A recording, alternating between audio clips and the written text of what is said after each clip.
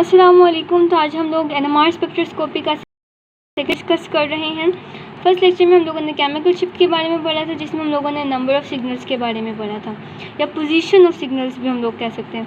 तो बेसिकली अब जब हम लोगों को केमिकल शिफ्ट के बारे में पता लग गया तो हम लोग इंटीग्रेशन हम लोग मालूम कर सकेंगे। तो एनएमआर स्पेक्ट्रोस्कोपी बेसिकली हम लोगों के पास न्यूक्लियर मैग्नेटिक रेजोनेंस स्पेक्ट्रोस्कोपी होती है। तो आज हम लोग जो डिस्कस कर रहे हैं एनएमआर स्पेक्ट्रोस्कोपी, उसमें हम लोग केमिकल शिफ्ट की कुछ वैल्यूज़ के बारे में डिस्कस करेंगे जो लास्ट लेक्चर में हम लोगों ने डिस्कस नहीं की थी। सबसे पहले मैं आप लोगों के साथ जो डिस्कस करूँगी वो है CH3 की वैल्यू। ठीक है, मिथाइल की वैल्यू। मिथाइल की वैल्यू क्या होती है हमारे पास 0.85। ठीक है, उसके बाद हमारे पास CH2 की वैल्यू, मिथाइलिन की वैल्यू 1.20। फिर CH मिथाइन की हमारे पास क्या हो जाएगी 1.55। तो अब तीन की वैल्यूज़ पता होंगी तो हम लोग बाकी वैल्यूज़ भी निकाल सकेंगे। ठीक है, फॉर एग्जांपल अगर हम लोगों ने इन दो का डिफरेंस मालूम करना है, तो अगर हम लोगों के पास एक CH3 ग्रुप और अटैच है तो 0.85 हम लोग और अटैच कर देंगे। तो इसी तरह हम लोग इसका डिफरेंस जब लेते हैं, दोनों का डिफरेंस लें तो 0.35 आता है। इन दोनों का डिफरेंस लेंगे तो 0.35 आएगा। ठीक है, तो इस तरह से हम लोग डिस्कस कर रहे होते हैं। अब आ जाते हैं हमारे पास मिथाइल की टोन को डिस्कस करेंगे। तो मिथाइल की टोन में स्पेक्ट्रम में इसकी वैल्यू 2.1 आती है। एरोमेटिक कंपाउंड्स जब भी आएंगे तो उसकी रेंज क्या होगी 6.5 से 8 तक। इसी तरह कार्बोक्सिलिक एसिड अगर हम लोग देखते हैं तो कार्बोक्सिलिक एसिड जो है वो उसकी रेंज क्या होगी 10 to 12। और अगर हम लोग एल्डिहाइड हम लोग देख रहे हैं तो एल्डिहाइड की वैल्यू क्या हो जाती है हमारे पास 9 to 10 स्पेक्ट्रम में। तो ये चंद एक कुछ चीज़ें हैं। और अगर हम अल्कीन की देख रहे हैं तो अल्कीन की रेंज हमारे पास होती है 4.7 से 5.3 की रेंज में। तो अगर हम लोग इन वैल्यूज़ को याद कर लेते हैं तो हमारे स्पेक्ट्रम में ये हम लोग निकाल सकते हैं किसकी वैल्यू कहाँ पर है। तो ज़्यादा बेसिक चीज़ें जो हैं वो यही जो मैंने आप लोगों को बताया यही स्पेक्ट्रम में मौजूद होते हैं और यही डिस्कस किए जाते हैं। ये लोगों ने केमिकल शिफ्ट वैल्यूज़ को डिस्कस कर दिया कि केमिकल शिफ्ट की क्या वैल्यूज़ हैं। ठीक है, तो अब हम लोगों ने इंटीग्रेशन का टॉपिक स्टार्ट करते हैं। इंटीग्रेशन क्या है, ये तो हमने केमिकल शिफ्ट के बारे में डिस्कस किया ना। अब इंटीग्रेशन क्या है। इंटीग्रेशन के लिए सबसे पहले मैं आप लोगों की आसानी के लिए एक अदद मैं आप लोगों को स्पेक्ट्रम दिखा देती हूँ। अगर आप लोग इसको फोकस करें स्पेक्ट्रम को, तो ये हमारे पास एक स्पेक्ट्रम दिया हुआ है। आप लोगों ने हमेशा याद रखना है, इसके मैं आप लोगों को दो तरीके बताऊंगी इंटीग्रेशन मालूम करने के, आइदर फ्रॉम स्पेक्ट्रम और आइदर फ्रॉम द कंपाउंड। तो कंपाउंड और स्पेक्ट्रम हम लोग डिस्कस कर लेते हैं। स्पेक्ट्रम में आप लोग अगर देख सकें इस पॉइंट पे देखें तो यहाँ पे हम लोग के पास एक कर्व मौजूद है। कर्व के साथ क्या है, एक वैल्यू मौजूद है। सेम इसी तरह एक छोटा कर्व मौजूद है जिसके साथ एक वैल्यू मौजूद है। तो अब हम लोग इन वैल्यूज़ को देखते हैं। एक वैल्यू हमारे पास क्या है 7 है और एक हमारे पास क्या है 1.6 है वैल्यू। तो अब हम लोग इसी को ही लिख देते हैं। एक हमारे पास वैल्यू जो है वो 7 है, एक है 1.6। ये मैं आज दो मेथड डिस्कस करूँगी। यहाँ पे एक मिनट में इस तरह से डिस्कस कर लेते हैं 7 और 1.6 आगे दोनों एक ही। 7 हम लोगों के पास इसकी वैल्यू आ गई। अब इसमें से जो स्मॉलेस्ट वैल्यू है ना, हमने उससे डिवाइड कर देना। स्मॉलेस्ट वैल्यू क्या हमारे पास 1.6। ये तो दोनों कैंसिल हो जाएंगी, 1 आ जाएगा। अब ये जो दोनों हैं इसके रिज़ल्ट में आएगा 4.37 which is approximate equal to 4.4। ये हमारे वैल्यू आ गई। ठीक है, अब जब भी हम लोग इंटीग्रेशन को देखते हैं तो हम लोगों ने होल नंबर में लेके रहना होता है। तो अब ये तो होल नंबर नहीं है, 5 से नीचे होगा अकॉर्डिंग टू मैथ्स रूल। अब इसको हम लोग मल्टीप्लाई कर देंगे 2 से। ठीक है, अब इसको 2 से जब मल्टीप्लाई कर दिया हम लोगों ने, तो अब इसको 2 से मल्टीप्लाई करके हमारे पास 2:8.8 आ गया। तो 2:9। ठीक है, ये इस तरह से आया। एक तरीका तो हमारे पास इंटीग्रेशन का ये है। ठीक है, एक तरीका तो हम लोग इंटीग्रेशन इस तरह से मालूम करना। अब सेकंड मेथड हम लोगों के पास क्या है इंटीग्रेशन का। अगर आप लोगों को पिछला लेक्चर मेरा समझ आया है तो ये उम्मीद करती हूँ कि आपको इंटीग्रेशन वाला भी समझ आ जाएगा। ठीक है, तो इंटीग्रेशन हम इन्वायरमेंट को देखते हैं सबसे पहले। अब मैंने जिस तरह लास्ट लेक्चर में आप लोगों को बताया था ये वही कंपाउंड है।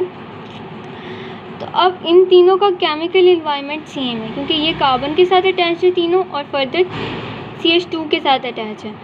अब इन तीनों का जो है वो इसका और इसका एक इन्वायरमेंट है, तो इसका एक सिग्नल आएगा बेसिकली, ठीक है। तो इसके नंबर ऑफ प्रोटॉन लिख लेते हैं 3 + 3 + 3, ये एक साइड पे लिख दिया। अब रेशो, क्योंकि हम लोग रेशो मालूम करते हैं इंटीग्रेशन में। अब ये जो है वो अलहदा कंपाउंड है, अलहदा सिग्नल दे रहा है, तो इसमें कितने नंबर ऑफ हाइड्रोजन है 2, तो ये कितने हो गए 3 + 3 + 3 इज़ 9 रेशो 2, और हम लोग इसको 2 रेशो भी लिख सकते हैं। सो हम लोग इसको दो डिफरेंट मेथड से कैलकुलेट कर सकते हैं इंटीग्रेशन को, बाय द स्पेक्ट्रम मेथड और बाय द कंपाउंड मेथड, ठीक है। सो ये हम लोगों ने अब डिस्कस कर लिया। अब इंटीग्रेशन की थोड़ी सी हम लोग प्रैक्टिस कर लेते हैं। कंपाउंड्स देती जाऊंगी, साथ साथ हम लोग इसको डिस्कस करते जाएंगे। पहले मैं एक कंपाउंड के साथ डिस्कस करते हैं, फिर हम स्पेक्ट्रम के साथ डिस्कस करेंगे। तो सबसे पहले हम लोगों के पास यहाँ पे दिया हुआ है C bond CH3 bond CH2Br bond Br bond CH3।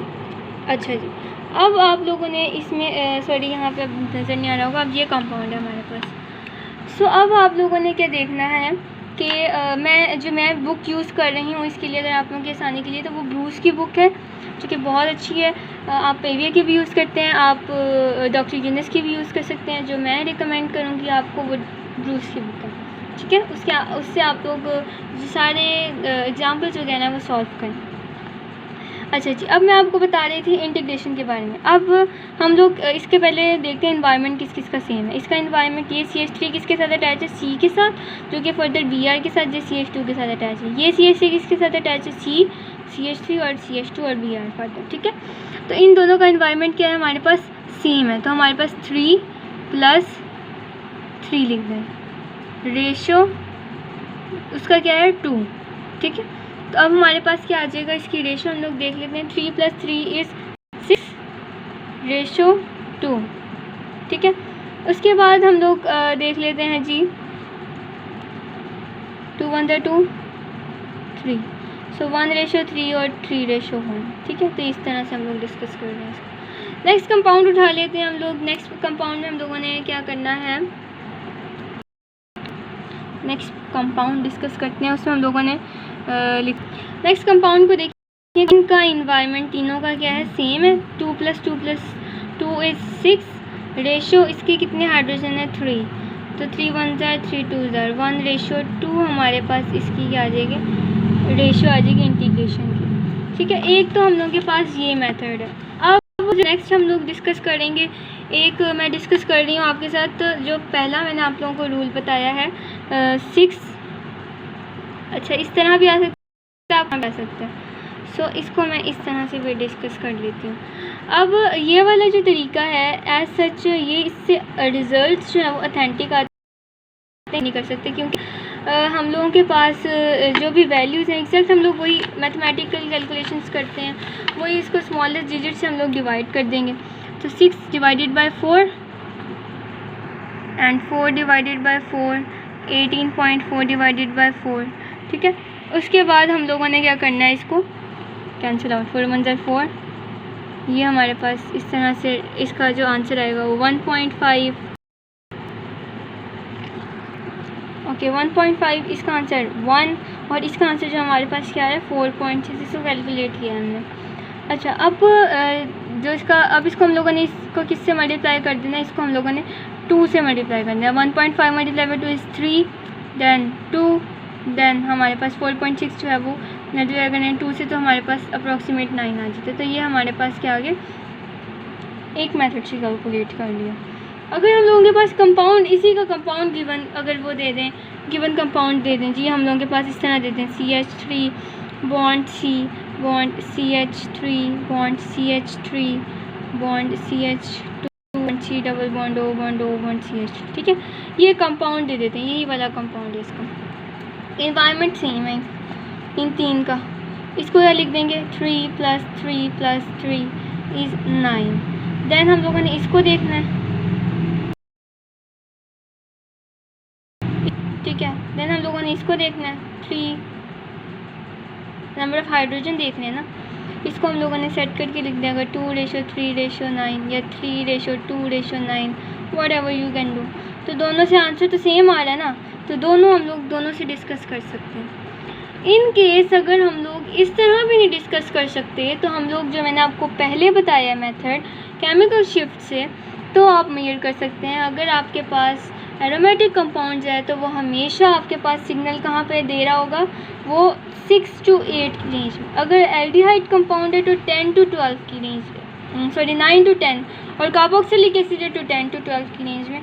तो ये कुछ आप लोगों ने जो मैंने पहले बताया उसको अपनी डायरीज़ में, अपनी कॉपीज़ में नोट डाउन कर लें और उसको अच्छी तरह से याद रखें, जो कि आपको इंटीग्रेशन के रूल्स में बहुत हेल्प आउट करेगा।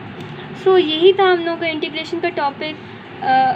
उम्मीद करती हूँ आप लोगों को बहुत अच्छा समझ आया होगा। अगर नहीं भी समझ आया तो एक दफ़ा दोबारा सुनें, और कोई भी क्यूरी हो तो आप लोग कमेंट्स में पूछें, तो मैं आप लोगों के सारी क्यूरीज़ का आंसर दूँगी। अल्लाह हाफिज़। Here is chemist Amna Akhtar.